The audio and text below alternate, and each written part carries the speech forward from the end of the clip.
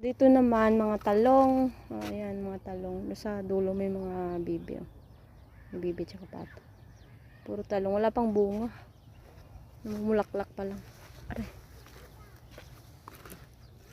Puro talong yan dyan. Doon malawak. Ewan ko dun sa dulo-dulo dun. Meron din yan dun sila eh. Kamatis siguro doon. Hindi na ako nakapunta doon. Ayan naman yung anuhan ng ibon. Mga kulungan ng ibon. Ayan yung mga kalabasahan. Tsaka ito yung maisan.